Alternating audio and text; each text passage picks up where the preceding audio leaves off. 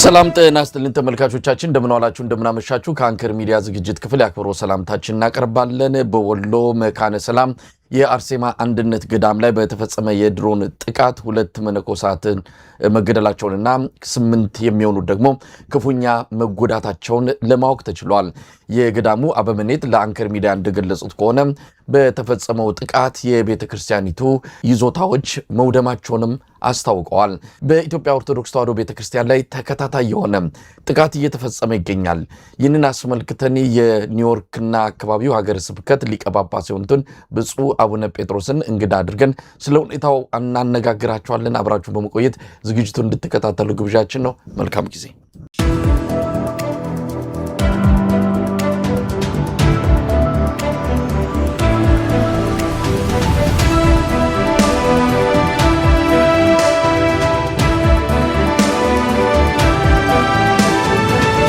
በስመ አብ ወወልድ ወመንፈስ ቅዱስ አሐዱ አምላክ አሜን።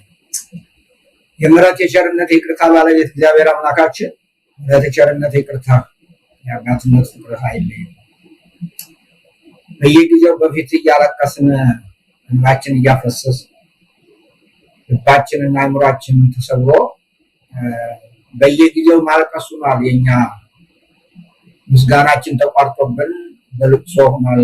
አጀማመራችንም አጨራረሳችን። ለዚህ ምክንያቱ ከኛ ይልቅ ላንተ ግልጽ ነው። በየጊዜው የሚከናወነው የመከራ ዶፍ መቼ እንደሚቆም እንኳን ስለማናውቀው አንተ ከታላቅ ምሕረት የተነሳ ይህንን መከራ እንድታስቆምልን ሁልጊዜም እየጮህን እንገኛለን አምላካችን እግዚአብሔር። ስለዚህ ዛሬም ደግሞ ይህን እድል ሰጥተናል። እንደገና ለሕዝብህ ለቤተ ክርስቲያንህ ለምዕመናኖችህ ልንጮህ በፊት ቀርበናልና ይሄ በእውነት የምንወያየው ውይይት የሰውን አእምሮ ገዝቶ ለሰላም፣ ለፍቅር፣ ለአንድነት በተለይም ለኢትዮጵያውያን ከሞት ማምለጫ እንዲሆንልን ፈቃድ ይሁንልን አምላካችን። እኛ ፖለቲከኞች አይደለንም። እኛ ማንንም የምንከስ አይደለንም። እኛ የምንፈልገው መኖር ብቻ ነው። መናኖችህ ህዝቦችህ አንተን አመስግነው ጸልየው ቢራቡ እንኳን ተመስገን ብለው እንዲኖሩ ነው የምንፈልገውና አምላካችን እግዚአብሔር ይህን ጩኸታችንን እንድሰማን እንለምናለን። ይሄ ጊዜም ያንተ የበረከት ጊዜ እንዲሆንልን ፈቃድ ይሆንልን። የምንናገረው ነገር ሁሉ አንተ አንደበታችን ተቆጣጠር፣ መልካም የሆነውን ነገር አንተ አስተላልፈልን። ክብርና ምስጋና ለተቀደሰው ስም ይሁን ዛሬም ዘወትርም ለዘላለሙ አሜን። አሜን። አባታችን በጣም አመሰግናለሁ። በድጋሚ እንግዲህ ዛሬ የተገናኘነው ያው ሁልጊዜ እንደምንገናኘው በቤተክርስቲያኒቱ ላይ በቤተክርስቲያኒቱ ምዕመናን ላይ በአጠቃላይ በኢትዮጵያ ኦርቶዶክስ ተዋሕዶ ቤተክርስቲያን ላይ የሚደርሰውን እንግዲህ ጥቃት ተከትለን እንገናኛለን። ሁሌ እርሶም ምክር ያስተላልፋሉ፣ የመጽናኛ መልእክት ይልካሉ። ግን የሚብስ እንጂ የሚሻል ነገር የለም። ዛሬም የሰማነው በጣም ስሜት የሚነካ ልብ የሚሰብር ነው። እስቲ አባታችን እንዴት ተከታተሉት? የወሎ መካነ ሰላም የአርሴማ አንድነት ገዳም ላይ የድሮን ጥቃት ተፈጽሞ እስካሁን ባለው መረጃ 2 መነኮሳት ተገለዋል። ሌሎች 8ቱ ደግሞ መቁሰላቸውንና 3ቱ ከመሃላቸው ለሕይወት አስጊ በሆነ ሁኔታ ውስጥ እንዳሉ ነው የሰማነውና አባታችን ምን እየሆነ ነው ያለው? አይጉድ እንደው አሁንማ ባለፈውም ተናግሬያለሁ፣ አሁንም እንደገና እናገራለሁ። ቋንቋ ማጣንለት እኮ የምንገልጽበት ቋንቋ አጣንለት።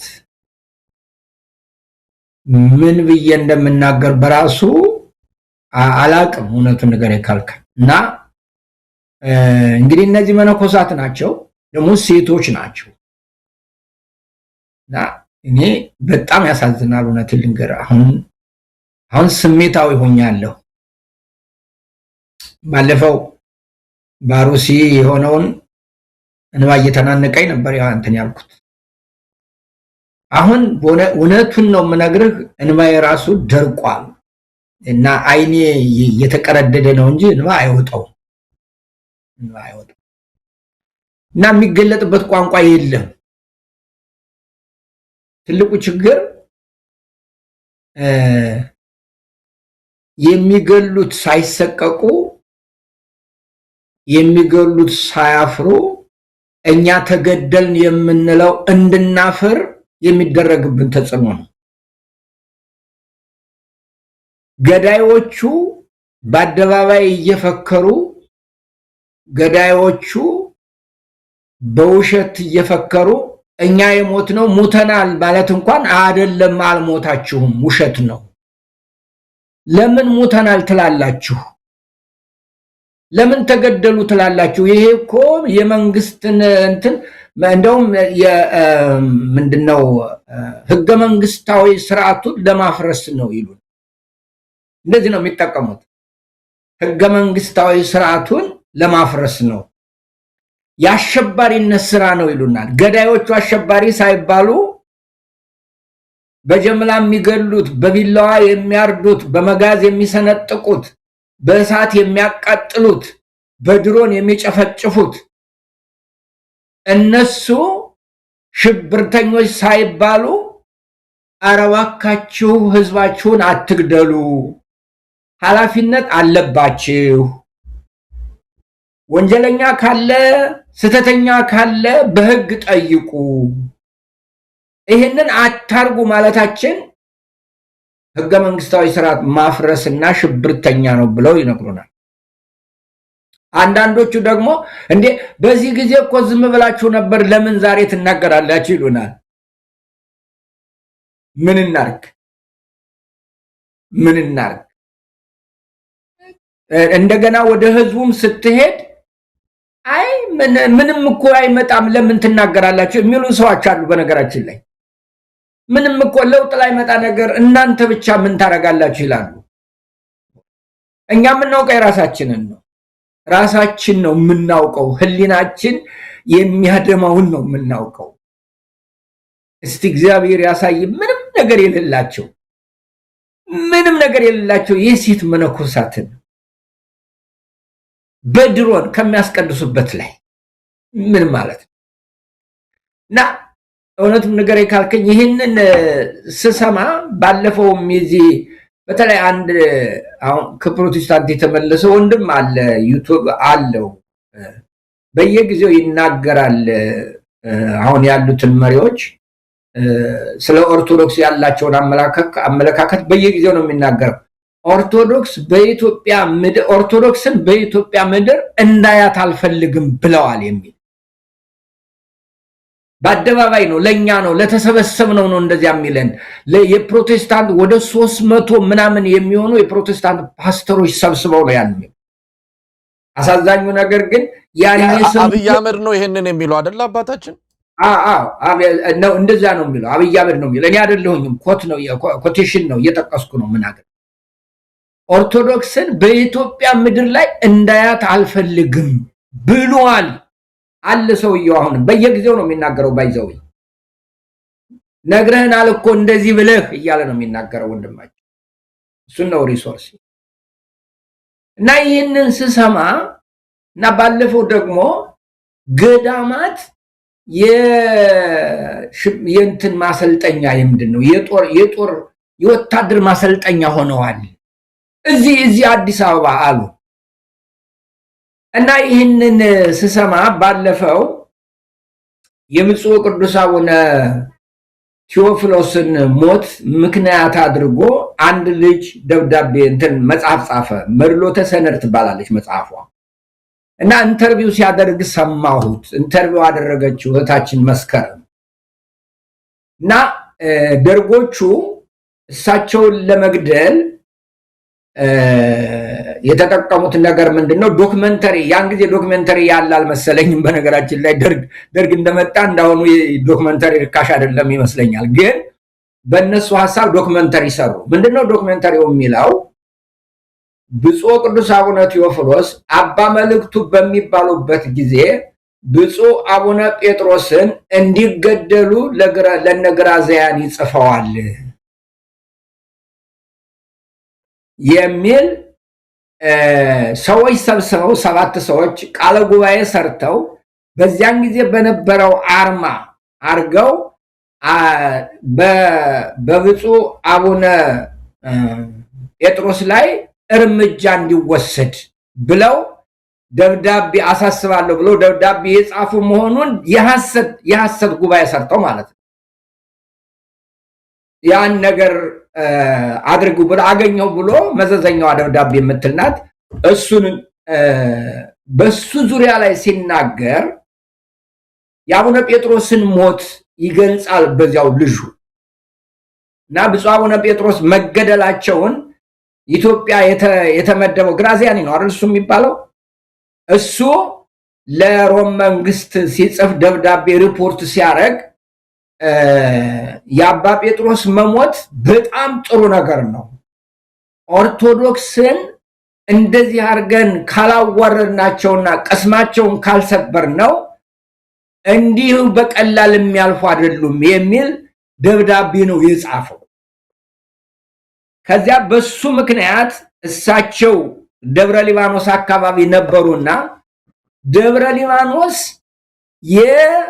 የአርበኞች የአርበኛ ባዮች ምሽግ ነው የጦር ማሰልጠኛ ነው ብሎ ደብረ ሊባኖስ ለ6 ወር ዘጋው ይላል ምንም አይነት በዚያ ሰው እዚያ እንትኑ ላይ ቤተክርስቲያኑ ላይ ሊያከብር የሄደው በሙሉ ያን ጊዜ በጥይትና በቢላዋ ነው አርደው የጨረሱት አንድ ቦታ ላይ እንትኑ አለ ልታነቡት ይችላል 126 ላይ ገጽ ነው እና ወደፊትም መጻፉን ብታገኘው ደስ ይለኛል ይሄ ለአንዳንድ ነገር ሊኖርህ ይችላል እና ይሄንንና ያን አዛመድኩት ከዛ በኋላ ጣሊያኖች ዋና ጠላታቸው የኢትዮጵያ ኦርቶዶክስ ተዋሕዶ ቤተክርስቲያን ናት አሉ አይ እና ይሄንን ሳነብ ወዲያውኑ የመጣለኝ ዶክተር አብይ ገዳማት የወታደር ማሰልጠኛ ናቸው ያሉት ነገር ከዚህ ጋር ሳዛመደው በእውነት አይምሮዬም ልቤም በቃ የመጨረሻ አልቆልናል ነው ያልኩት በቃ አሁን በየጊዜው የማያቸው ነገሮች በቃ ወደዚያ የሚሰዱ ናቸው ተቀደምለት ያሩሲው ሰው ሲያስገድል ይኖረው ሰውዬ እሱ በዚህ በብልጽግና ካድሬዎች ውስጥ በቃ ስኬታማ ስራ ስኬታማ ውጤት ያመጣ ነው ተብሎ ተሸለመ ስኬቱ ምንድነው ብዬ ራሴ ጠየቅኩ እውነት ነው ኦርቶዶክስን ማጥፋት ከሆነ የነዚህ ሰዎች ዋና ዓላማ ያ ሰው በጣም በምድሪቱ ላይ ትልቁን ስራ ሰርቷል ማለት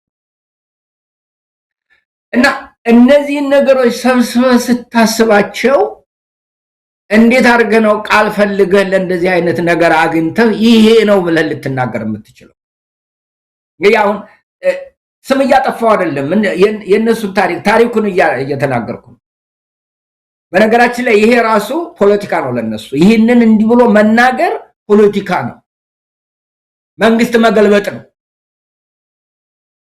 እኔ እያልኩ ያለሁት ግን እናቶቻችን እህቶቻችን ልጆቻችን ምን አረጉ እያልኩ ነው ምንድነው የተፈጠረው ነገር ይሄው እኮ 8 አመት እኮ ሆነ ሰው ሲገደል ያለማቋረጥ በየጊዜው አሁን ስንት ሰው ሞተ ነው እንጂ ለምን ሰው ሞተ እኮ አይደለም ስንት ሰው ነው የሞተው ነው የሚቆጠረው ደግሞ እዚያው ላይ ደግሞ ቀጠል ያደርጉና አይ ኦርቶዶክስ እኮ ብቻ አይደለም ኦርቶዶክስ ብቻ አይደለም የሞተው ሌላም ሞቷል እኛ እኮ ሰው አይሞት ነው እያልን ያለ ነው እንጂ እከሌ ብለን ኤው ሞትን እንኳን በዘር እየተነተኑት ነው አይህ በዘርና በእምነት እየለኩት ነው ሲቆይ ስንት ኦርቶዶክስ ሞቷል ኦርቶዶክስ ምንም አይደል ማለት እኮ ነው ኦርቶዶክስ ምንም አይደል እነሱ እኮ በቃ መሞት ይገባቸዋል ግን እኮ ሌላም ሞቷል አይተዋል አባባሌ ኦርቶዶክስ ምንም አይደል ቢሞት ታሶከ ችግር የለውም ግን እኮ ሌላም እኮ አትደነቅ ምን ኦርቶዶክስ ለመሞቱ ለምን ትደነቃለህ ሱማ መሞት አለበት ግን ሌላም እኮ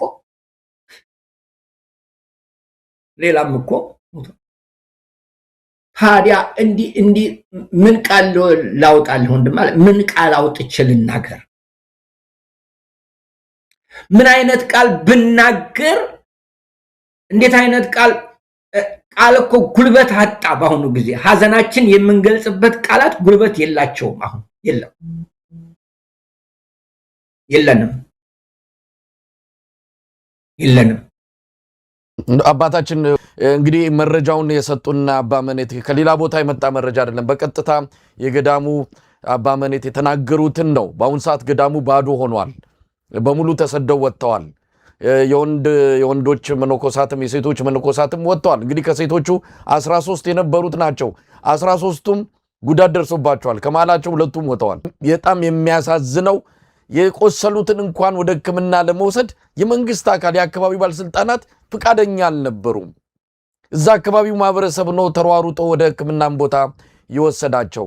ይሄ ነገር በየጊዜው ነው የሚከሰተው። ዛሬም እርሶንም የጋበዝኩትና በጉዳይ ላይ እንዲናገሩ ፍቃዶን ጠይቄ ወደዚህ ያመጣሁት አዲስ ነገር ተፈጠራለም። ለምደኗል። በየጊዜው እያየነው ነው። ምናልባት አዲስ አበባ ላይ ምክክር እያለ ነው ይሄ ሰውዬ። ምክክር ከሆነ ቢያንስ ይሄ ምክክር እስኪያልቅ ጊዜ ድረስ እንዲህ አይነቱን ጥቃት እንዲህ አይነቱን ግድያ ያቆማል በሚል ተስፋ ጠብቀን ነበር። ግን ያ አልሆነም። እኔ አሁን የሚገርመኝ ነገር በጣም ከልቤ ነው የምናገረው። የሚገርመኝ ነገር የእናንተ ይሄ እንደው ጠቅላላ ጤናማው ሰው ይሄ ሊሆን ስለሚችል ይሄ ይሆናል ብላችሁ በዚህ ምንም በሌለ ነገር ውስጥ መልካም ለመቅባት ያሰባችሁ ሰዎች ናችሁ የምትገርሙኝ። እኔ በጣም የሚገርመኝ ይሄ ነው። የሚገርመኝ በዚህ ጊዜ እንኳን ሞት የሚያውቅ ወይ ስራዬ ብለህ ያስከውን ነገር እንዴት ስራህን ታቆማለህ እንዴ? እንዴት ስራህን ታቆማለህ? ጦርነት እኮ ስራ ሆኗል በኢትዮጵያ። ሰው መግደል እኮ ቋሚ ስራ ነው እንዴ? ለምንድን ነው የምትደነቁት? ስንት ጊዜ በኢትዮጵያ እንደው ከጎጃም ወደ አዲስ አበባ የሚገቡ አውቶቡሶች ስንት አውቶቡሶች ታገቱት ብለህ ብትጠይቅ ቁጥሩን ታውቀዋለህ? እስካሁን ድረስ የሆነው ልትነግረኝ ትችላለህ? አይችልም።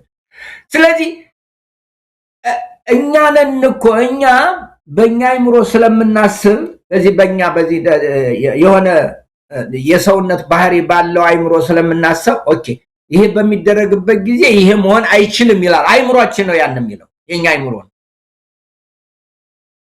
እነሱን ሆነን እኛ የነሱን አይምሮ እናነባለን ነው አይደለም? እንደዛ የሚባል ነገር የለም። ያማ ቢሆን ሲጀመር አሁን በዚህ ጊዜ ምክክር ያስፈልጋል ወይ? በዚህ ጊዜ እንደው መጀመሪያው ሲጀመር እኮ ምክክር የሚለው ነገር ፎርማል ለምን ምን አይነት ምክክር? በምድሪቱ ላይ በ190% ያለው የአገሪቱ ጠቅላላ ጦርነት ነው ያለው። ጦርነት በሌለበት ቦታ ላይ ጠለፋ አለ። ጠለፋ በሌለበት ቦታ ላይ የጉቦ ዝርፊያ አለ። ዝርፊያ በሌለበት ቦታ ላይ ግድያ አለ።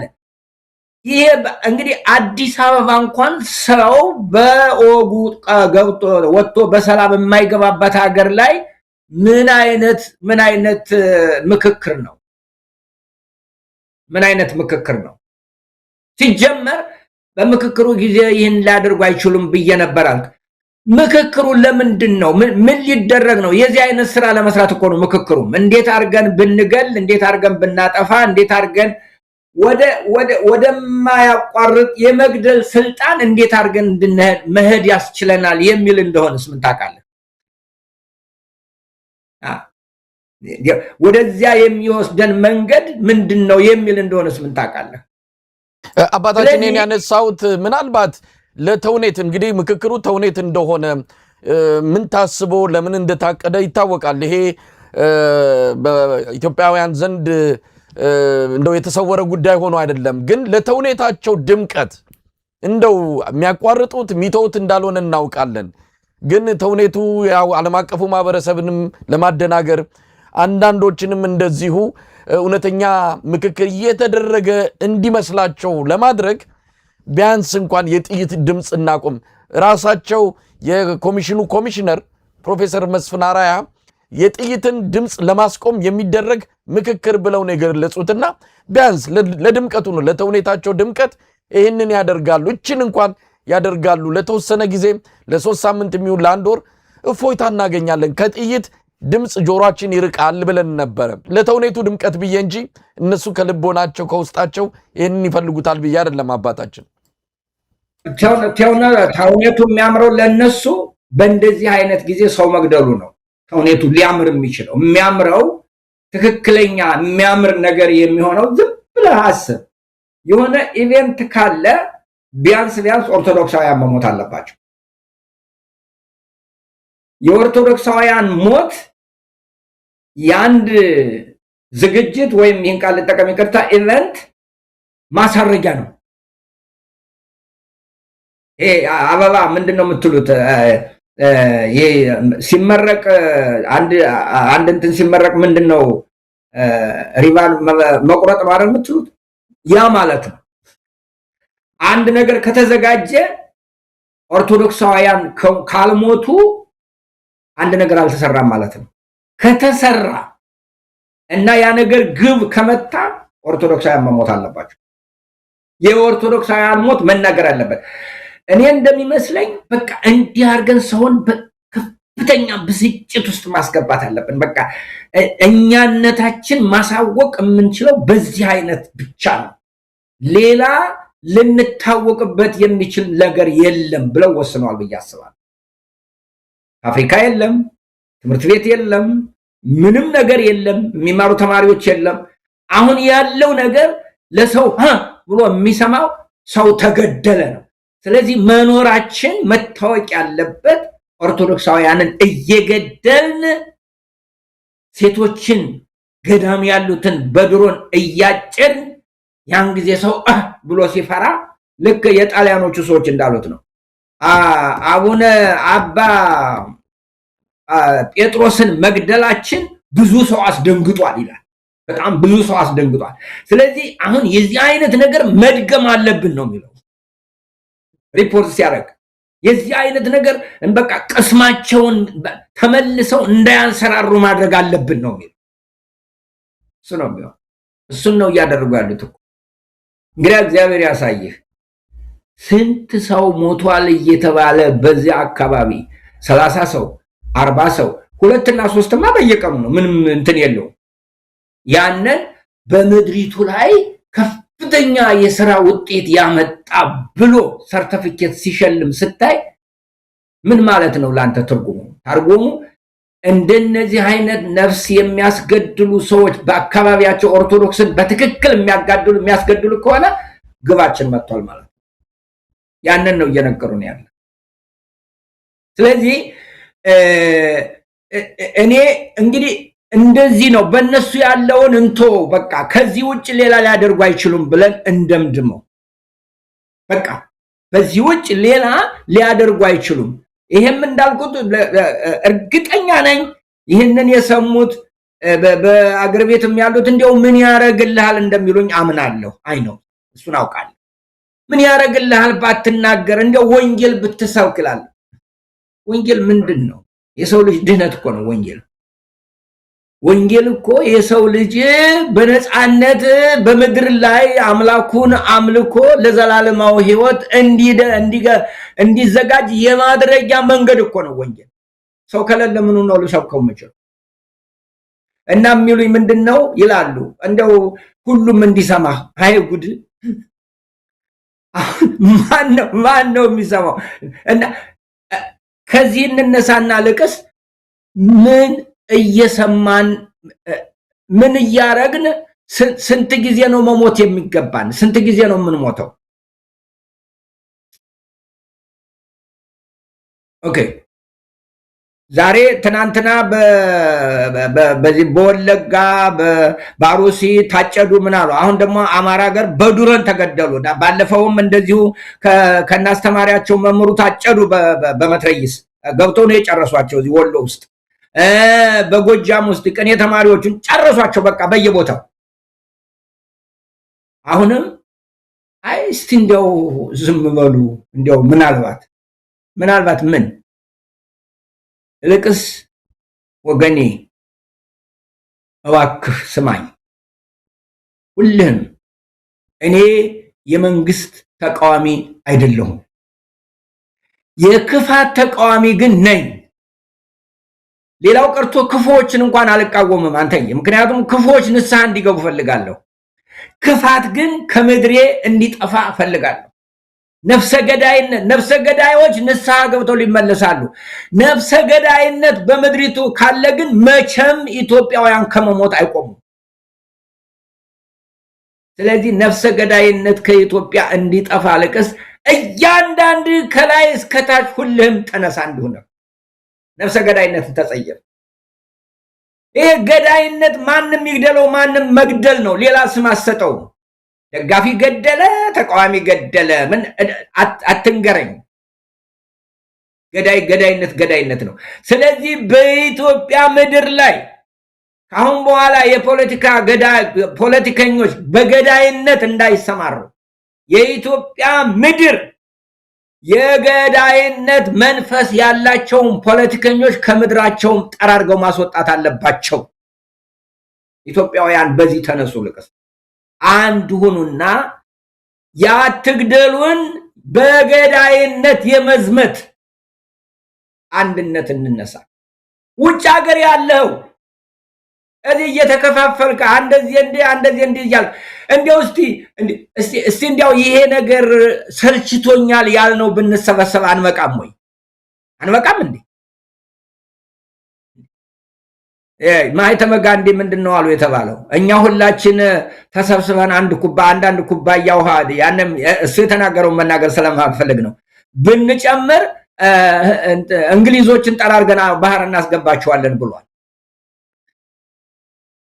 አንድ ከሆነ ክፋትን ከኢትዮጵያ ጠራርገን ማናስወጥበት ምክንያት ምን ይኖራል? ግን ይኸውላችሁ ወገኖች፣ ይሄን የምትሰሙኝ ሁሉ በመንግስት ባለስልጣን የሆናችሁ ስልጣን አለን ብላችሁ ዛሬ ጥቅም የምታገኙ የምትበሉ የምትጠጡ፣ ይኸውላችሁ የምትበሉት የምትጠጡት መርዝ ነው።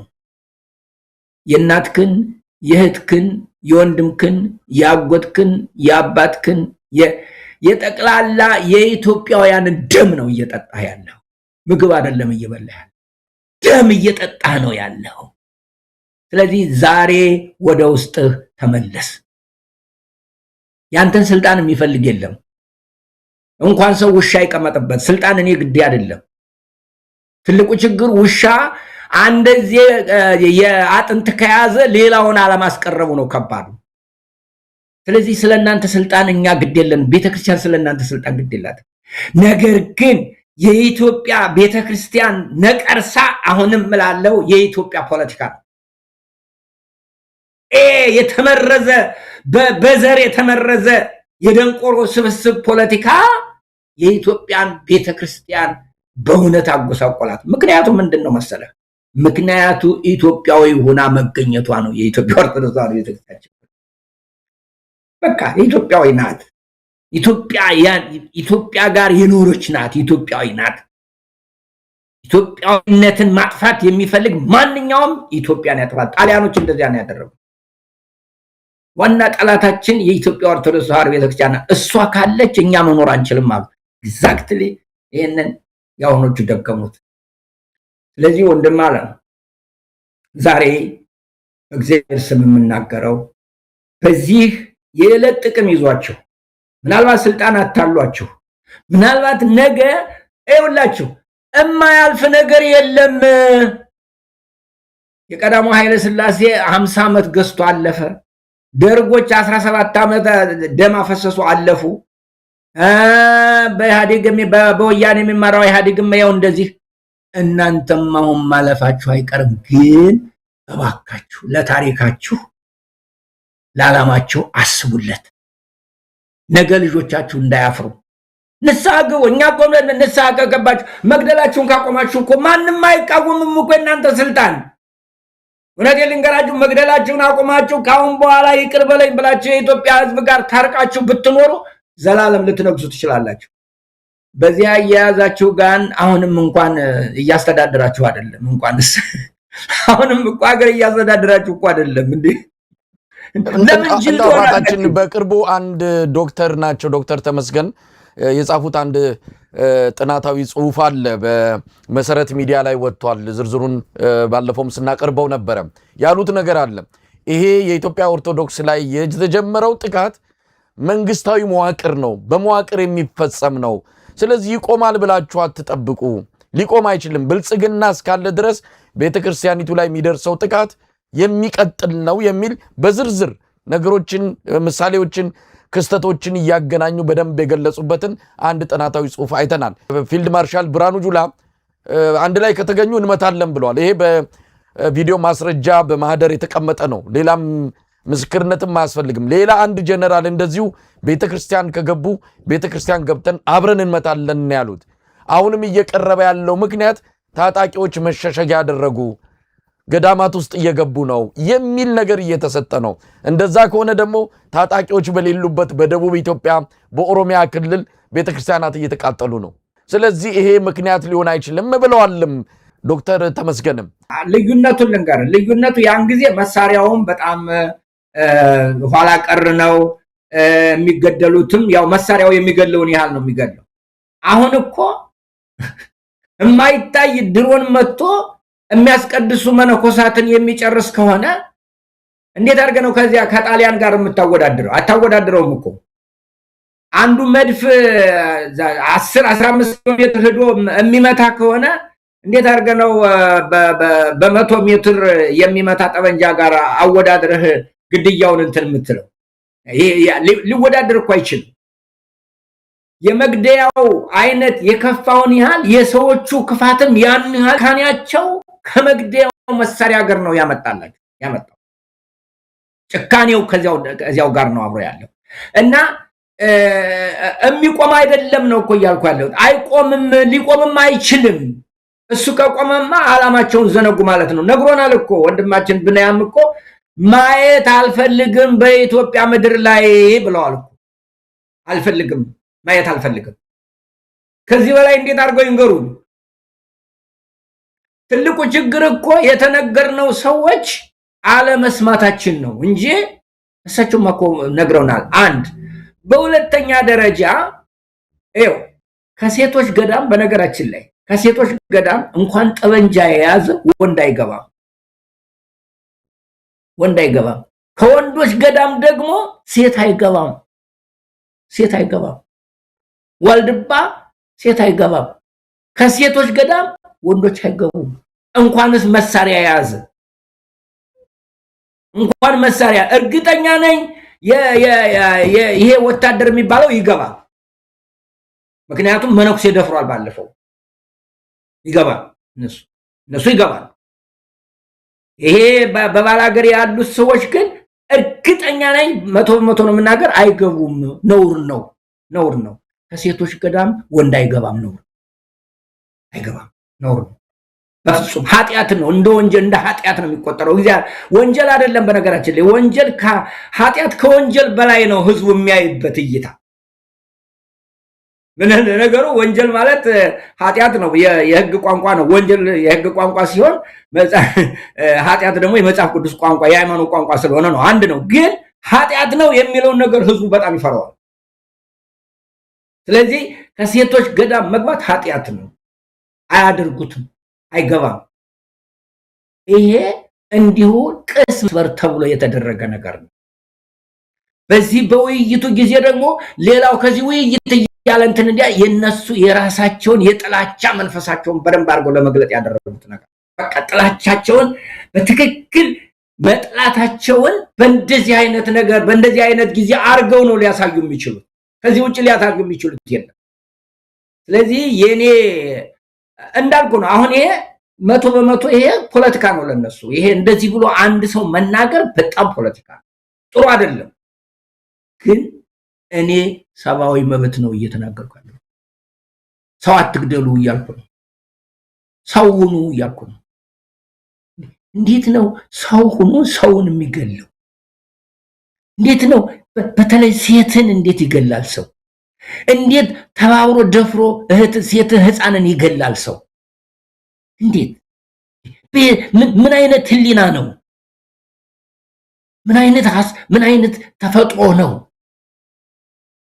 ሴቶችን በደቦ ደፍሮ ገድሎ የሚገል እያለቀሱ እያቃተቱ የሚያስገድል ምን አይነት እርግማን ነው? እስቲ አስብ። ይሄ እኮ ከሰውነት ተራ መውጣት እኮ ነው።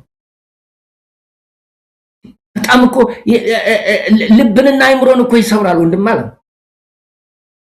ይታርገልን ገር እና ይሄ ሆን ተብሎ የተደረገ ነው መሆኑን በዚህ በመንግስት የተደረገ መሆኑን እኮ የምታውቀው ምርመራ በሚደረግበት ጊዜ ባለፈው ሲናገሩ ነበር። 35 ሰው ቆጥረናል፣ አስከሬን ቆጥረው አሳይተውናል አይደል? ግን ጠቅላይ ሚኒስትሩ ሲነግሩን የነበረው ሁለት ሰው ሶስቱ ናቸው የጥበቃ ሰዎች ናቸው የሞቱት፣ የጸጥታ ሰራተኞች። ቆይ እነሱ ካልገደሉ ለምንድን ነው ለገዳዮች ጠበቃ የሚቆሙት? እነሱ ካልሆነ ያደረጉት የተገደለውን ይሄን ያህል ተገሏል ብለው ለማን አይናገሩም? እነሱ ካላደረጉት ለገዳዮች ጠበቃ መቆም ከሆነ ገዳዮቹ እነሱ ናቸው ማለት ነው። ይሄ እኮ ማረጋገጫው እኮ ቀላል ነው። የሃይማኖት ተቋማትን ህዱና መርምራችሁ ነው ምን አስባለ? እነሱ ካልገደሉ ጳጳሳት ሲሄዱ መከልከል ምን አስመጣ? አትናገሩ ማለት ምን አመጣው? እነሱ ካልገደሉት አትጻፉ ማለት ምን አመጣው? እኔ ስናገር አትናገር ማለት ምን አመጣው? እነሱ ካልገደሉት። ስለዚህ ማረጋገጫው አልተገደሉም ብሎ መከላከሉ ራሱ ገዳዮቹ ራሳቸው መሆኑን የሚያረጋግጥ ነው ማለት ነው።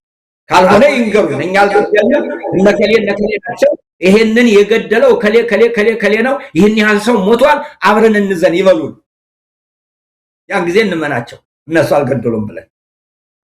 አለበለዚያ ከነሱ ውጭ በኢትዮጵያ ውስጥ የሚገል ሰው የለም። ቀደም ሲል ያሉት ነገር አለ። ይህንን እንዴት ልናስቆም እንችላለን? የማይቆም ነው አገዛዙ በመንግስታዊ መዋቅር የመንግስትም ተልኮ ነው። ብልጽግና የሚባለው ፓርቲ በራሱ ኦርቶዶክስ ጠል እንደሆነ ነባር እምነቶችን የሚጠላ እንደሆነ በግልጽ አብይ አህመድም በጽሁፉም በመጽሐፉም ያሳወቀበትን ማስረጃዎች በዝርዝር ማምጣት ይቻላል። ስለዚህ ይሄ አገዛዝ እስካለ ድረስ ቤተክርስቲያኒቱ መከራ ውስጥ ትሰነብታለች። ለማጥፋት ከሆነ ይቻላል ወይ? የሚቻል አይደለም። አንድን ከ50 እና 60 ሚሊዮን ተከታይ ያላትን እምነት ነቅዬ አጠፋታለሁ ከምድረገጽ የሚለው ምናልባት የሚሞከር አይደለም፣ ግን ማዳከም ይችሉ ይሆናል። ነገር ግን ቤተክርስቲያኒቱ ለምንድን ነው ማትናገረው? ያኔ እናንተ እርሱም ዋና ጻፊ ሲኖዶሱ በነበሩ ጊዜም ህዝብ አስተባብራችሁ ቤተክርስቲያኒቱ አደጋ ውስጥ ገባች ብላችሁ መንግስትን በዛ ደረጃ ፈተና ውስጥ ከታችኋል። አሁን ምናልባት በዛው ብትቀጥሉ ኖሮ የሁሉ መከራ አይመጣም ነበር የሚልም ትችት እናንተ ላይ ይቀርባል። ነገር ግን ቤተክርስቲያኒቱ ምንድነው ዝምታዋ? ባለፈውም በአርሲ በተፈጸመው ግድያ ሄደው አይቶ መጡ። ከዛስ ምንድነው ማለት ያለባት? የመንግስትን ፕሮፓጋንዳ እየተከተሉ መልስ ነው የሚሰጡትና አባቶች ዝምታቸው ምንድነው? እንደው እንደ እርሶም እንደ ቤተክርስቲያኒቱ አባትም እነዚህን ምዕመናን ሰብስበው ወደ ትግል እንግዲህ እናንተ ያንን ባታረጉ ኖሮ ያ ሁሉ ምዕመናን አይመጣም ነበረ። አሁን ማን ይሰብስባቸው? ማን ይጥራቸው? ቁጭቱ አለ፣ ብስጭቱ አለ፣ ሐዘኑ አለ። ያንን የሚያስተባብር ግን አንድ አካል መኖር አለበት። ያ አካል እየጠፋ ነውና እዚህ ላይ ምን ይላሉ አባታችን? እዚህ ላይ ነው የምንለያየው ከናንተ ጋር እኛ የምንለያየው ከናንተ ጋር እዚህ ላይ ነው። የትኛውም የሃይማኖት አባት አስተባብሮ በመንግስት ላይ የፖለቲካ ስራ ሲሰራ ታይቶ አይታወቅም። አናደርግም። በመንግስት ላይ ስራ አይደለም አባታችን፣ ግድያውን ያውግዙ፣ ሰልፍም ጠርቶ ቢሆን ግድያ ይቁም። ልክ አሁን እርሶ እንደሚሉት አይነት ማለት ነው አባታችን። አሁን ያኛውን ስላመጣ ያኛውን ክሊር ላድርግልህ። በነገራችን ላይ የዛን ጊዜው የሆነው የተደረገው የኢትዮጵያ ኦርቶዶክስ ተዋሕዶ ቤተክርስቲያንን ገንጥለው የብሔር ብሔረሰብ ሲኖዶስ አቋቋምን አሉ ሰዎች። እኛ አይደለም፣ የኢትዮጵያ ኦርቶዶክስ ተዋሕዶ ቤተክርስቲያን አንድ ናት፣ ሲኖዶስም አንድ ነው።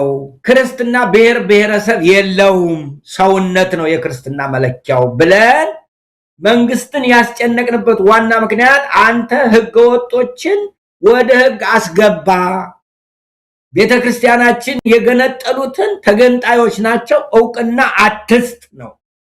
እኛ ከመንግስት ጋር አይደለም ያን ጊዜ ቆም ነው። እነዚህን ሰዎች ህገወጥነታቸውን አስቁማል። ካላስቆም ካንተ ነህ ያለህበትና አንተ ራስህ ሰላማዊ ሰልፍ ይዘን ለዓለም እናጋለጣለን አል ህዝቡም ተባበረ። ያን ጊዜ አዎ ህገወጥ ናቸው ብሎ አሳልፎ ለኛ ሰጠ። እዚያ ላይ ቆመ። ከዚያ በላይ መሄድ እኛ አንፈልግም አንችልም። ምክንያቱም እኛ የፖለቲካ ድርጅቶች አይደለም። አባታችን አልቆመም እኮ ያ የነበረው ሁኔታ አልቆመም። ቀጥሎ እንደውም ከዛም የከፉ ነገሮች ነው የተፈጸመው። አባታችን ይኸውልህ ልነግርህ ነው። አሁን እኮ ቤተክርስቲያን አንድ ናት። በዚያም ተባለ በዚያም ቤተክርስቲያን አንድ ሆና ቀጥላለች። ያለ ሌላ ሰዎቹ እዚያ ገብተዋል። ምን እሱ ሌላ ጉዳይ ነው። ወደ ሌላ የምንሄድበት ነው። አሁን ግን እኔ የማየው የኢትዮጵያ ኦርቶዶክስ ተዋሕዶ ቤተክርስቲያን አልተከፋፈለችም፣ አንድ ናት። መቀሌ ያሉ ሰዎች አወገዝን። ነገር ግን እዚያ መንግስትም ስለሌለ እኛም እዚያ መግባት ስለሌለ እኛን ከኢትዮጵያ መንግስት ጋር ስለቆጠሩን እነዚያ በፖለቲካ ተገልጠ የፖለቲካ ግንጠላ ነው። ያ የፖለቲካ ግንጠላ ሆኖ ያው ቆመዋል። ከዚያ ወደፊት የሚሆነውን እናያለን። አሁን እኛ ቤተክርስቲያኒቱ ምንድነው የምታረገው የሚለውን ነገር የሚችሉትን ሊያደርጉ ይችላሉ። ከዚያ በላይ ሊያደርጉ አይችሉም። እነሱም ይታሰራሉ። እነሱም እኮ መታሰርም እኮ አለ ምናልባት እና የነሱ መታሰር የሚያመጣው ለውጥ የለም። ቆይ ለህዝብ እኮ ቆመው የታሰሩ ፖለቲከኞች አሉ። እንደው ሌላው ቀርቶ እና ማናቸው እና ማን ታዱ የሚባሉትን እና ትልቁን ሽማግሌ ሰውዬ ታዲዮስ ታንቶን ስለሳቸው እንኳን የሚናገር እኮ ሰው የለም እስካሁን ድረስ። እንደዚያ ሲናገሩ ጎበዝ ሲል የነበረ አሁን የለም። የተናገሩ ሰዎች ማን እንትን አላቸው? ያንን ይፈራል ሰው እኮ። ማን ነው የሚቆምልኝ ይላል እኮ ሰው።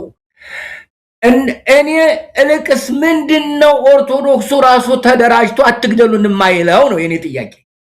ማን ያስተባብራቸው? አባታችን ማን እያስተባበረው ነው በረሃ ገብቶ የሚዋጋው? እንዴ በረሃ ገብቶ ጠመንጃ ይዞ እየተዋጋ አይደል እንዴ? እንግዲህ እንዳስተማሩን አባታችን እርሶም ሌሎችም አባቶች እንዳስተማሩን እንደናንተ አይነቱ ጥቁር የለበሰ ምድራዊ ኃይሎችን የማይፈራ ወይም ደግሞ ለዛ እጅ የማይሰጥ ልጆቹን የሚጠብቅ ሞት ደጃፍ ላይ ሆኖ የሚናገር ነው። እስርን መፍራት ሞትንም መፍራት ከናንተ አንጠብቅም። ቢሞቱም ቢታሰሩም ለምእመናን ደህንነት ለቤተ ክርስቲያኒቱ ህልውና አይደለም ወይ? ነው እኮ የምልህ። ህዝቡም እኮ ቢከተል ነው። አሁን እኮ እኔ ካንተ ጋር ሳወራ እኮ የተወሰኑ ሰዎች ቢደግፉ በ180% ፖለቲከኛ ነው የሚለኝ። ሃይማኖት ሰው እኮ አይለንም አሉ እኮ በየጊዜው በተለይ ከህወሓት ጋር ያሉ ሚዲያዎች አሁን መንፈሳዊነት በመንፈሳዊነት የማይታማ እያለ ነው ሲጨረግደኝ የሚል አንድ ሰው ለምንድን ነው እንደሱ የምትለው ብሎ የተናገረ የለም። ይኸው ከሌላ አትጠብቅ። እኔ አሁንም እያልኩ ያለ ይኸውልህ ከሌላ ስትጠብቅ እንግዲህ ዝም ብለህ ቁምና በተራ ተገደል። አንድ ላይ ሆነ በሰላማዊ መንገድ አትግደሉኝ ብለህ ተነሳ ተባበር ነው እያልኩ ያለው። ቆይ ጅብ መጥቶ በላህ ቤቱን እንትን እያለ ነው። አይ ቆይ እስቲ ሰው እስኪተባበር ድረስ ዝም ብለህ ትበላለህ? ይህ ማን ነው የሚባል ሰውዬ የሐምሌ 5 ብሎ ባለፈው ያከበረው ሲናገር ነበር ታሪኩን። መጥተው ቤቴን ከበቡት አለ።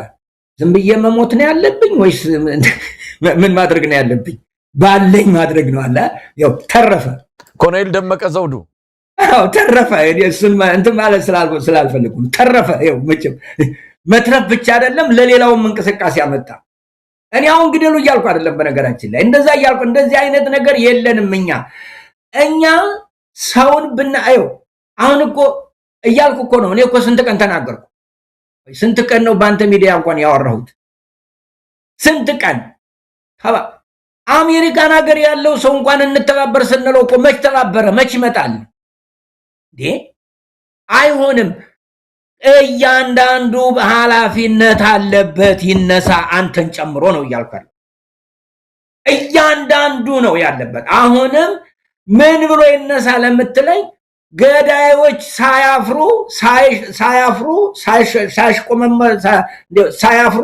ሳይሉ መግደልን በአደባባይ የሚገሉ ከሆነ ተገዳዮች በቃን ማለት የለባቸውም ወይ ነው ጥያቄ። የለም ወይ በቃን ይደክማል ማለት የለባቸውም ወይ? ይሄንን ነው እያልኩ ያለሁት። እዚህ ተበታትነ በየቦታው መከራ የምታይም አንድ ሆነ ልቅስ፣ ራስህን አድን። አንድ ሆነ። እዚህ ያሉት አባቶች በነገራችን ላይ ቢናገሩ የሚሉትን ነው የምነግርህ። ብንናገርኛ ለባስ ህዝቡን እናስጨርሰዋለን እንጂ ላናተርፈው ነገር ነው የሚሉት ይላሉ። ይሞክራሉ እኮ ለመናገር እኮ ይወያያሉ። ነገር ግን ማስጨረስ ነው። ምን እንዴት አድርገን ወይኛ መሳሪያ ይዘህ ተዋጋ አንል፣ ወይ ራስህን ጠብቅ አንል። ምን እንበል? ምን ይበሉ? ቆይ እስቲ ምን እኔ እኮ አሁን ራስህን ጠብቅ ስል እኮ ጦርነት አወጀ ነው እያሉኛል። ያ ነው እኮ ችግሩ። ችግሩ እኮ ማህበረሰቡ ሲያዝኑለትም አይወደ እንትን አይልም፣ ዝም ሲሉም ያው ነው። ስለዚህ እኔ አሁን እየተናገርኩ ያለው እዚያ ያሉት ሰዎች የሚችሉትን ሊያደርጉ ይችላሉ። ህዝቡ ከተነቃነቀ ደግሞ አይዟችሁ ሊሉ ይችላሉ። ነገር ግን ዝም ብሎ ለጥ ባለበት እነሱ ተነስተው ቢናገሩ ህዝብ ከማስጨረስ ውጭ ሌላ ሊያደርጉ አይችሉም ነው እያልኩ ያለው። ስለዚህ ወንድም ምን እናርግ ነው አባታችን። እንደው ትንሽ ከእርሶ አሁንም የምንለይበት አለ። አዎ ልክ ነው። አገዛዙ ያስራል፣ ይገላል፣ ይሰውራል። ከዚህም የከፋ ነገር እያደረገ እንዳለ እናውቃለን። ትንሿን ነገር ማድረግ እንኳን ባይቻል ከመንግስት ፕሮፓጋንዳ ጋር ከመንግስት አቋም ጋር ተሰልፈው ያሉ አባቶች እንግዲህ እንዲና አይነት አባቶች እንዳሉ ይገባናል። ድምጻቸውን ሳያሰሙ ግን ውስጣቸው እየበገነ ያለ ውስጣቸው እያዘነ ያለ አባቶች እንዳሉ እናውቃለን። ሁሉንም አንድ ላይ በጅምላ እየወቀስን አይደለም። ግን ደግሞ ትንሿን ነገር ሌላው ይቅር ለሞቱት ሰዎች በስማቸው የሚደረግ የቤተ ክርስቲያን ስነ ስርዓት አለ፣ ጸሎተ ፍትሐት አለ። ነገር ግን መንግስትን ላለማስቀየም ብለው ያንን እንኳን ማድረግ አይፈልጉም። ስለሞቱት ማንም ይግደላቸው፣ ስለሞቱት እንኳን ያዘን መልእክት በስማቸው ጸሎተ ፍትሐት ማድረግ እንኳን ይፈራሉ። በዚህ ደረጃ ከፈሩ እንዴት ነው ምዕመናን የሚነሱት? አባቶች ፈርተው ፊት መቅደም ያለባቸው በዚህ ደረጃ ከፈሩ እንደው ያዘን መልእክት እንኳን ለማውጣት ከፈሩ እንዴት ታዲያ ምዕመናን ሞት ይብቃ መገደል ይብቃ ብሎ ሊወጣ ይችላል? አባቶችም የተወሰነ ማድረግ አለባቸው። ቢያንስ ድምጻቸውን ለሞቱት ማሰማት አለባቸው። ማንም ይግደል ማንም ስለሞቱት ብቻ ማለት ነው። አይ ነው የምትለው ነገር ይገባኛል። ደግሞ ብዙም ያሉ ሰዎች ያውቃለሁ፣ እኔም አውቃቸዋለሁ። ግን የሰማቸው የለም ነው እያልኩ ያለው። አሁን እና አቡነ ቄርሎስን ብሰማ እና አቡነ ቀውስጦስን ብሰማ እና አቡነ አትናቴዎስን ብሰማ ጠቅሰው አያውቁም። እንደነዚህ አይነት ሰዎች እንደ አቡነ አትናቴዎስ እኛ አይደለን መጠን ያስቀመጥነው ለምንድን ነው የማናወርደው ብሎ የተናገሩበት ጊዜ አለ። እሱን ዶክተር አብይ ራሳቸው አሳይተውናል። እንደዚህ ብላችሁኛል እኮ ብለው እንደዛ የሚሉ አሉ እኮ ሰዎች በስነ ስርዓት የሚናገሩ። ሰው የሚፈልገው ሌላው ሙቶለት እሱ በሰላም እንዲኖር ነው የሚፈልገው። አስናት እንደሱ አይደለም። እንደሱ የሚባል ነገር የለም። በሰላማዊ መንገድ እያንዳንዱ ለራሱ መጋደል አለበት። በሰላማዊ መንገድ ያለምንም መሳሪያ አትግደሉኝ ብሎ መነሳት አለበት። ወይ ያን ጊዜ ቤተክርስቲያን አስተባብራ ነው እንዴ ወያኔን የነቀነቀው? የቤተክርስቲያን ማስተባበር ነው እንዴ? እርግጥ ነው እዚህ ሆነን የሆነ ነገር የሞከርነው ነገር አለ። ነገር ግን ወጣቱ ተነስቶ ነው ያንን ነገር ያደረገው። ዛሬ ምን ሆነ? ምንድነው የሆነው? ዛሬ ቄሮ የተባለው ያን ጊዜ መከራ ሲያየ የነበረው እንትን ሊል አይደል እንዴ? አሁን ለምንድነው የጠፋው ያ ሁሉ እንትን? ያን ጊዜ ማን ነው ያስተባበረው? የሃይማኖት ሰው አስተባብሯል እንዴ? ያን ጊዜ ነው የለም። ወጣቱ ነው፣ ራሱ ነው፣ ህዝቡ ነው። በየትኛው ሀገር ነው የሃይማኖት አባት አስተባብሮት የእንቅስቃሴ የመጣው? ንገረኝ እስቲ። በየትኛው? በግብጽ ነው? በቱኒዚያ ነው? በየትኛው ነው? የለም። ህዝብ ነው ይሄን የሚያደርገው። የሃይማኖት አባት ይሄን አያደርግም። የሃይማኖት አባት ካደረገ አትጋደሉ ነው ማድረግ ያለበት። አትጋደሉ። መጋደል ክልክል ነው። ገዳይነት ክልክል ነው። ያንን አሁንም እላለሁ። ነገር ግን ተባብረ አንድ ላይ ራስህን መብትህን አስጠብቀላለሁ። አሁን ይህን እንኳን ብለው የተናገሩ ሰዎች ምናልባት ዶክተር ማርቲን ሉተር ኪንግ ነው ይህንን ያለው። ከዚህ ያለፈ በሃይማኖት ሰዎች እንደዚህ ሲባል አልሰማሁም። ስለዚህ ወንድም አለ አሁንም እንደገና ነገሩን አናድበስብሰው። ይሄ ዛሬ የሞቱትን በሞቱት ላይ አናድበስብሰው። ወደ ህዝብና ወደ ሞቱት ግድያ ወደ የግድያ አዝመራ ወደሚዘመርባት ሀገር እንመለስና ይብቃን እንበል። የህይወት አዝመራ እናዝምር። የግድያ የአስከሬን አዝመራ በቃን እንበል። ይህንንም ህዝቡ ነው ማድረግ ያለበት እያልኩ ነው። ተሟገትኩ መሰለኝ። አባታችን በጣም ነው ማመሰግነው። በእውነት ግን ያለንበት ሁኔታ ነው። እንደው በመጨረሻ ምን መልእክት ያስተላልፋሉ? ያው ብዙ ነገር ብለውታል።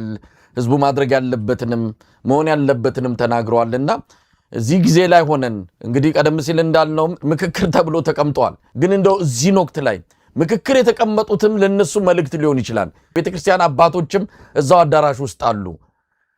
ምን መልእክት ያስተላልፋሉ? በመጨረሻ አሁን እንደዚህ ያሰቅ ነበር። እነዚህ ሰዎች ከመጡበት ጊዜ ጀምሮ ይሄ ሶስተኛቸው ሳይሆን አይቀርም ኮሚሽን እያሉ ሲያቋቁሙ መጀመሪያ ሲመጡ የሰላም ኮሚሽን ብለው የእርቅና የሰላም ነው ትዝ ይለኝ እንደሆነ እነ ካርዲናሉ ሁሉ ሰብስበው እና በጣም እኔ ቀን ነው አቤት ተመስገን ብዬ እግዚአብሔርን በቃ አደነኩ ነው የምልህ። ምንም ነገር ሳያደርግ እዚያው ላይ ሞሽሾ ቀረ። ከዚያ እንደገና የደንበር ነው የወሰንና የደንበር ኮሚሽን ብለው እንትናል። ምንም ነገር አደረገ ሳይባል ሞሾ ቀረ። ይሄኛውን ደግሞ ምንድነው የተባለው? ይሄ ደግሞ ሀገራዊ ምክክር ነው። ሀገራዊ ምክክር ይሄ ለምን እስካሁን እንደቆየ ራሱ ሰው መጠየቅ አለበት። ለምንድነው እነዚያ መክነው ይሄኛው ሊቀጥል የቻለው? ይሄኛው ለነሱ አድቫንቴጅ የሆነ ስለመሰላቸው ነው ያቆዩ። ለነሱ ምናልባት አድቫንቴጅ የሚመታበት ይሄ ሰውን ግራ አጋብቶ በዚያ ውስጥ ቀዳዳ የሚያገኙ መስሏቸው ነው ያንን ያደረጉ። እኔ ከነዚህ ከፖለቲከኞቹ ይልቅ እነዚያ ሰዎቹ በጣም አሳዘኑኝ። ልንገርህ፣ እነዚህ ሰዎች እንደተመረጡ የኢትዮጵያ መጽሐፍ ቅዱስ ማህበር አንደኛው የኢትዮጵያ መጽሐፍ ቅዱስ ማህበር የቦርድ አባል ነበሩ ከተመረጡት ውስጥ እና እኔንም ጠሩኝና እንኳን ደስ ያላችሁ ለሚል እስቲ ና ተሉ ብለው ሄድኩኝ እና እዚያ መጥተው ተናገሩ። አንደኛው በተለይ ተመርጬ እንደዚህ ስፈልግ ተሸሽጌ ነበረ ምናምን በጣም ተፈልጌ ነው የመጣሁት በጣም ተፈልጌ ብለው በቃ ራሳቸውን ሰማይ ቆለሉ። እና እኔ አውሮ የተቀመጠ ሰው ይሄ ነገር አይሰራም አልኩት። ገና እኮ ያ ጊዜ ገና እንደተመረጡ ነው። ይሄ ነገር አይሰራም አልኩት። ምን ነው አለኝ።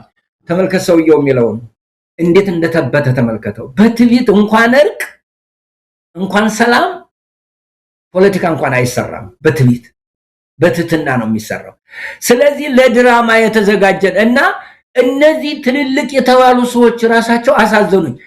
እንዴት ነው ውሸት መሆናቸውን እያወቁ ጦርነት በመድሪቱ ላይ ስንት ሰው እያለቀ እያዩ ይሄ ይሆናል ብለው እንዴት ነው? አይምሯቸው መታመም አለበት እንጂ ጤናማ አይምሮ ይሄን አያደርገው። ልንገርህ እነዚህ ትልልቆቹ ሰዎች ዶክተር የሚባሉ ሰዎች እንደውም አንዷ የተገለለ የለም አሉ። ሴት ናቸው። ባለፈውም እንደዚያ ገርሞኛል እኔ በዚህ አካባቢ ሰው አልመጣም ሲባል አሉኝ። ያማቸው እነዚህ ሰዎች በሽተኞች ናቸው። እነዚህ ሰዎች እርግጠኛ ነኝ መታየት አለባቸው። ሐኪም ሊያያቸው ይገባል። እንዴት ነው አሁን የኢትዮጵያ ችግር ያልገባው ሰው እንዴት ይኖራል? እንኳን ትልቅ ሰው ህፃናት እዚህ ዶንኪ ቲዩብ የሚባል አንዲት ህፃን ልጅ ያሳይ ነበር እና ከጎጃም ነው የመጣሁት አለች። ህፃን ናት፣ የ5 ዓመት ልጅ ናት። እና ከዚህ ነው የምትኖረው። ለምን ጎጃም አራት መጣም አለች። ለምን ጦርነት አለ። የ5 ዓመት ልጅ እኮ ናት። እንዴት አይነት በድው ይላል። የ5 ዓመት ልጅ እውቅና የሰጠችው ጦርነትን እንዴት ነው ለነ ፕሮፌሰር መስፍን የማይገባቸው? የ5 ዓመት ልጅ እኮ ናት። ጦርነት አለ፣ አትምጣ ጦርነት አለ። የ5 ዓመት ልጅ እውቅና የሰጠችው ጦርነት በኢትዮጵያ አለ። እንዴት ነው እነዚህ ሰዎች አሁን እየተመካከርን ነው? ይገርመኛል። ሰው ትልቅ ሰው ሲበላሽ ልቅላቂ አይተውም የሚባል አባባል አለ። ይሄ ፕሮፌሰር አለማየሁ የሚባሉ ከዚህ ሎስ አንጀለስ ያስተማሩ አየኋቸው ትናንትና በቴሌቪዥን ከዚያ እየተመካከር ምን እነዚህ ሰዎች ጤናማ ናቸው ነው ወይስ እኛንን የታመምነው?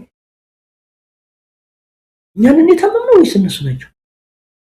እኔ አሁን በበረሃ ያሉትን እየደገሙ እያልኩ አይደለም። ኢትዮጵያ ታማለች። የታመመችውም በመሪዎቹ ምክንያት ነው። 4 ነጥብ። ይህንን የሚሟገተኝ ሰው ይምጣና ይርታኝ። ይምጣና እውነተኛ የሆነ ሰው ይምጣና ይርታኝ። እንዴት ነው ከ5 ሚሊዮን በላይ ወጣቶች ትምህርት ቤት ወጥተው ቀሩ እየተባለ እየተነገረ ሐኪሞች ደሞዝ መከፈል የለንም ተብሎ መምህራን ደሞዝ መከፈል አቅቶናል እያሉ እየተናገሩ እንዴት ነው አገር ብለህ የምትነግረኝ? እንዴት ነው ልትቀልድብኝ የምትችለው? እንዴት ነው? ህፃናት እኮ አይደለንም እንዴ? አሁን እኮ 21ኛው ክፍለ ዘመን እኮ እያንዳንዷ የምትነገረው ነገር እኮ ከደጃችን አለች። ወሬ እኮ መጠየቅ አያስፈልገንም። ቪዲዮ እኮ አለ። ጦርነት የለም ሊለኝ ይፈልጋል እንዴ? ሰው አልሞተም ሊለኝ ይፈልጋል እንዴ? አስከሬን እኮ ያያየን ነው እኮ የተቆጠረ አስከሬን። እና በዚህ ጊዜ ምክክር ብሎ ይቀመጣል እንዴ? ደግሞ በዛውም ላይ በውሸት ምክክር ተናደራ ከአዲስ አበባ ያሉ ሰዎችን ሰብስበው አስገቡ ስትል እንደው ይቅርታ አባ ጳውሎስ በተመረጡ ጊዜ እኛ ፓትርያርክ እያለ ፓትርያርክ አይመረጥም ብለን መግለጫ አውጥተን ነበር እና ለኛ ሀገረ ስብከት የተጻፈው 16 ሰው ይዘን እንድንሄድ ነው። ከዚያ ስንሄድ ስንት ሰው መርጧል ተብሎ እንደወጣ ታውቃለህ? በመጽሔቱ 28 ሰው። እኛ የተጠየቅነው በሀገረ ስብከታችን 16 ሰው ነው፣ ግን መረጠ ተብሎ በመጽሔቱ የመጣው 28 ሰው ነው። ስለዚህ ያንን ምርጫ የመረጠው አዲስ አበባ የተሰበሰበ ሰው ነው ማለት ነው። እንደዚያ ነው። አሁንም የመጡት ቀርተው ሌሎች 3 ሰዎች ገቡ ስትሉ ሐሜት ይሁን ምን ይሁን ሰምቻለሁ በዜና ደረጃ። እና እንደዚህ ተብሎ ነው አገርን ያህል ነገር በእንደዚህ አይነት ቀልድ ነው ሰላም የሚገኘው? በእንደዚህ አይነት ጨዋታ? ይሄ እኮ በቃ የመጥፋታችን ትልቁ ምልክት እኮ ነው። በቃ ያለመኖራችን ትልቁ ምልክት እኮ ነው። ከዚህ ውጭ አለመኖር ምን ይመጣል? ስለዚህ አንደኛ የምናገረው እውነተኞች ሁኑ። ሁለተኛ በኢትዮጵያ በተደረገው ጥፋት ሁላችንም ይቅርታን ጠይቅ። ኢትዮጵያ በቃ የረጋ ደም የተመረገች ሀገር ናት። በዚያ ውስጥ እሪ ብለን ያን የረጋ ደም በልማችን ካላጠን ኢትዮጵያ ሰላም አታገኝም ልንገራችሁ። ስለዚህ ባለቀው ህዝብ እንዲሁ ባለፈው እንኳን 1 ዓመት 2 ዓመት ያለቀው ስንት ህዝብ ነው? በዚህ በሰሜኑ ጦርነት ስንት ነው የሚገመተው? ስንት ነው ንገረኝ እስቲ። ከ1 ሚሊዮን በላይ አባታችን። ያንን ሲባል እነ ዶክተር ደብረጽዮን እንዳሉ ታውቃለህ? እንደ እኛን ለመክሰስ ነው እንጂ እኮ ይሄን ያህል አልሞተም። ተመልከት፣ የራሳቸውን ህዝብ እንኳን የሞተውን እውቅና መስጠት ያቃታቸው ፖለቲከኞች ናቸው። ግን አባ ጴጥሮስን ጀነሳይት ሲደረግ ያልተናገረ እያለ ሲለፈልፍ ይውላል የወያኔ ካድሬ። ስለዚህ ሁላችንም በዚያች ሀገር የተደረገው ነገር ይመለከተናልና ይቅርታ እንጠይቅ። ለጥፋቱ ለሞቱት ላለቁት እውቅና እንስጥ። ሶስተኛ እውነተኞችን ነው። እንደው የፈለገ ቢሆን የፈለገ እውነተኞች ካልሆን ከዚህ ማጥ አንወጣም። በእንደዚህ በተጨበረበረ ነገር በእንደዚህ ዝም ብሎ እኔ እንደውም አንዳንድ ጊዜ እነዚህ ልጆች እነዚህ ሰዎች ህፃንነታቸውን አልጨረሱም። በህፃንነቱን ያልጨረሰ ትልቅ ሰው ሲሆን ወደ ህፃንነት ይቀየራል የሚል አለ በዚህ ሀገር። የህፃናት ቻይልድ ዲቨሎፕመንት ያጠኑ ሰዎች የሚነግሩን ነገር አለ እና ይሄ በተብለቀለቀ ነገር መከራቸውን የሚያወጥ ምናልባትም ህፃንነታቸውን ሳይጨርሱ ቀርተው እንደው ብዬ አስባለሁ። እና እባካችሁ እውነተኞች እንሁን። እውነተኞች ሆነን በእግዚአብሔር ፊት በሰውም ፊት እውነተኞች ሆነን ንስሐ ገብተን ምድራችን እናጥዳ። ለዚያ ደግሞ አንድነት አንድነት አንድነት አሁንም አንድነት ያስፈልገናል እላለሁ። እግዚአብሔር ይስጥልኝ። በጣም ነው ማመሰግነው አባታችን። እንግዲህ የመካነ ሰላም የአርሴማ አንድነት ገዳም ላይ የተፈጸመውን የድሮን ጥቃት መነሻ አድርገን አጠቃላይ ስለ ኢትዮጵያ ወቅታዊ ሁኔታና ቤተክርስቲያኒቱ ላይ የተጋረጠውን እንደዚሁም በሀገር ደረጃ ፈተና ውስጥ የገባውን ሁኔታ ተማስመልክተን ከእርሱ ጋር ያደረግነው ቆይታ ይህን ይመስላል። ብፁዕ አቡነ ጴጥሮስ የኒውዮርክና አካባቢው ሀገረ ስብከት ሊቀ ጳጳስ በአንከር ሚዲያ ታዳሚዎች ስም ከልብ አመሰግናለሁ። እግዚአብሔር ያክብርልኝ አባታችን። አመሰግናለሁ። እግዚአብሔር ይስጥልኝ። እኒህን የሞቱትን እህቶች ያለቁትን ነፍሳቸውን ይማር። እነሱ የተማሩ ናቸው። ነገር ግን ደግሞ የቆሰሉትን ፈውስ ይስጣቸው፣ የተበተኑትን ይሰብስብ እግዚአብሔር። ምሕረቱ ቸርነቱ አይለየን። ክብርና ምስጋና ለስሙ ይሁን። እግዚአብሔር ይባርክልኝ። እኔ ወንድም